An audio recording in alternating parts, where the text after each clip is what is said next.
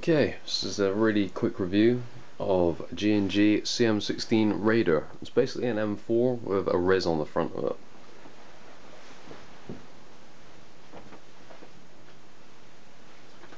When you get it, you're going to be surprised by the weight of it.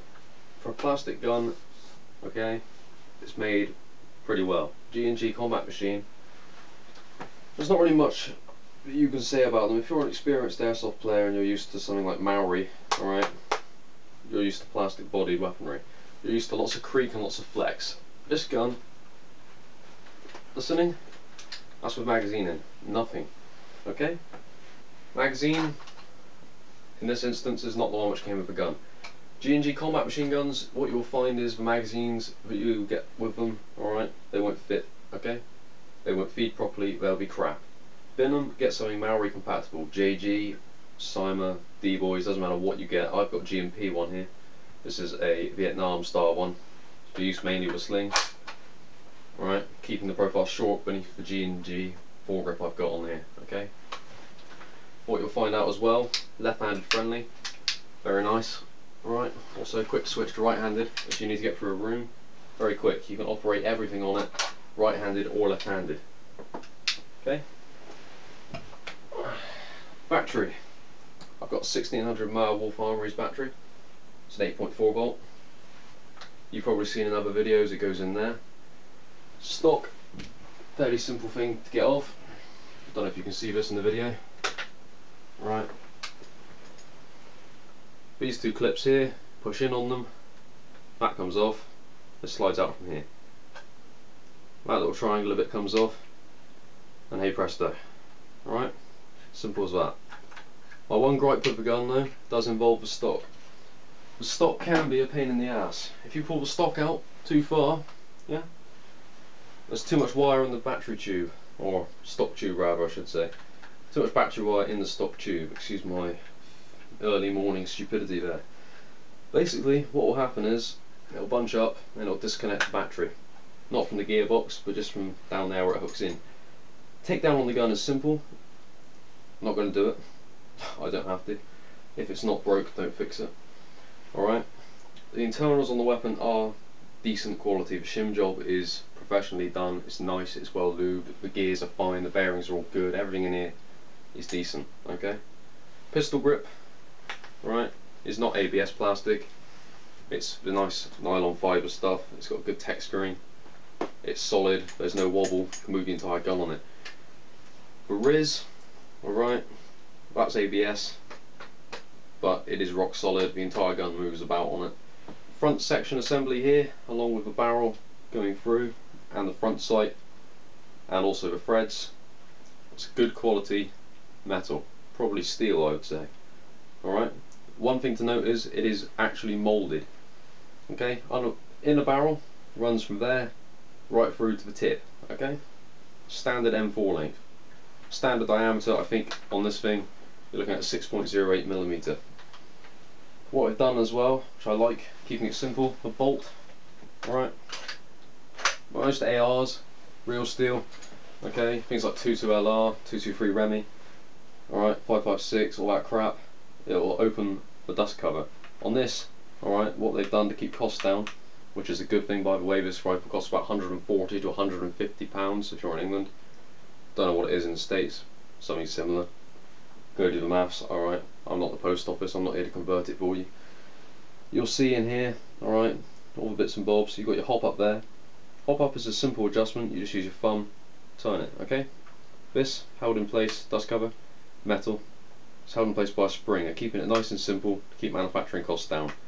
Simple is often better, alright? Pins on the weapon. Safety, trigger, this bit here, alright, bottom plate where the motor goes in, alright, all metal, front assembly metal, moulded, so yeah, like I say again, if you're going to need to change your barrel, if you want a longer barrel on this thing, you're going to need to buy a new front sight as well, because you won't be able to transfer it. Okay, the Riz doesn't have any wobble, rate of fire is solid at about 15 rounds per second with an 8.4 volt. Range, depending, it's fine for CQB, you're getting about 340 feet per second. 330 if you run it down a few times, fire a few bursts of automatic, get it going. Gun itself, rock solid, no complaints. I've been using it for about 3.5–4 months. Nothing has gone wrong on the weapon so far. I've got an Noveski on here. I'm just doing this review hurriedly before I disappear. I'm actually about to trade this. I'm trading it for an ICS MP5, one of their nice full metal efforts. So, you know, time to say goodbye to the old fella. It's never let me down, it has never skipped a beat, it's never jammed, even on low battery using an 8.4 when I switched to semi-auto.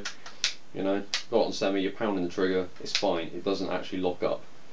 One thing I will note, unlike the Classic Army Sport line, ICS, etc., alright, this bit here, forward assist, does not free up the gearbox, alright, that's just for show on this rifle.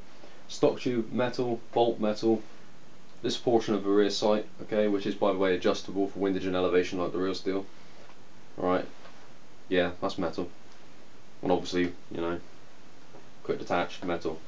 Sling points on the weapon, you know, yeah, easily capable. Alright, those are metal. They're held in proper bit, you know, proper pin. There's nothing that's going to come off of it. If you get fed up with a rattle on this gun, what you can do, that's the only bit that rattles, bit of electrical tape, job done. You can mount flashlights on the side, you'd be quite happy to put a red dot sight on here. I personally only went for a cheap red dot sight, works fine.